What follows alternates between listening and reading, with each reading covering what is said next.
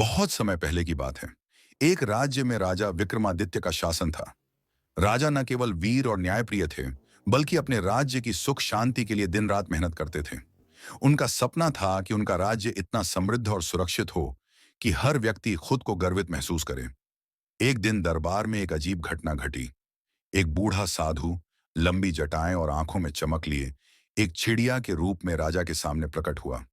उसने कहा, महाराज, मैं आपकी परीक्षा लेने आया हूं। आपके राज्य की सीमा के पार एक गुप्त गुफा है। उस गुफा में ऐसा खजाना छिपा है जो आपके राज्य को अमर बना सकता है। लेकिन उस खजाने तक पहुंचने का रास्ता खतरे से भरा है। क्या आप उस खजाने को प्राप्त करने का साहस करेंगे? राजा ने एक पल सोचा और मुस्कुराकर कहा, मेरे राज्य के लिए मैं कोई भी जोखिम उठाने को तैयार हूं। बताइए, मुझे क्या करना होगा?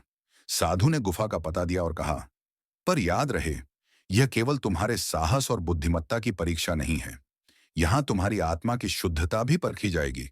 अगर तुम असफल रहे तो तुम्हारा अंत निश्चित है। राजा विक्रमादित्य ने अपने विश्वसनीय सैनिकों और मंत्री को साथ लिया और उस गुफा की ओर प्रस्थान किया। 3 दिन और 3 रातों की यात्रा के बाद वे एक वीरान पहाड़ी क्षेत्र में पहुंचे। वहां गुफा का मुहाना काले पत्थरों से ढका हुआ था और अंदर से रहस्यमयी आवाजें सुनाई दे रही थीं। जैसे ही वे अंदर दाखिल हुए, गुफा ने अपने राज दिखाने शुरू कर दिए। पहला रास्ता एक भयानक भंवर के पास जाकर खत्म हो गया। वहां एक कागज पर लिखा था, जो दूसरों के लिए त्याग कर सके वही इस रास्ते से आगे जा सकता है। राजा ने अपने पास रखा पानी और खाना अपने सैनिकों को दे दिया, जो थक चुके थे। इसके बाद ही वह भंवर शांत हुआ और आगे का रास्ता खुला। आगे बढ़ते ही राजा और उनकी टोली को एक विशाल अजगर ने घेर लिया।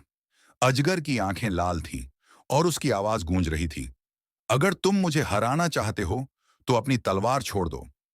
सैनिक डर गए, लेकिन राजा ने अपनी तलवार जमीन पर रख दी और कहा, अगर मेरे साहस की परीक्षा तलवार से नहीं, दिल से होनी है तो मैं तैयार हूं।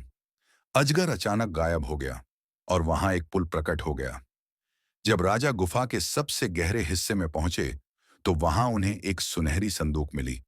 लेकिन जैसे ही राजा ने संदूक खोलने की कोशिश की, एक आवाज गूंजी, यह खजाना केवल उसे मिलेगा जिसके दिल में लोभ न हो।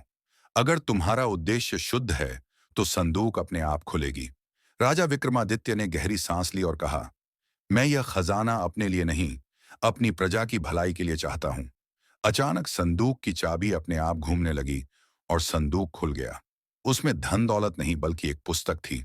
उस पुस्तक में लिखा था, सच्चा खजाना तुम्हारी नीयत और कर्म है। तुम अपने राज्य के लिए जो त्याग करते हो वही उसे अमर बनाता है। राजा विक्रमादित्य जब लौटे तो उनकी प्रजा ने उनका स्वागत किया। उन्होंने वह पुस्तक सबको पढ़ने दी और अपने राज्य में यह संदेश दिया कि सच्चा खजाना हमारी नीतियां और अच्छे कर्म हैं। राजा की गुफा यात्रा न केवल उनकी प्रसिद्धि बढ़ाने वाली बनी, बल्कि उनके राज्य को एक नई दिशा देने वाली भी। देखिए दोस्तों, इस कहानी से हमें यह सीख मिलती है कि त्याग, साहस और सही नीयत से किया गया कार्य ही सबसे बड़ा खजाना है।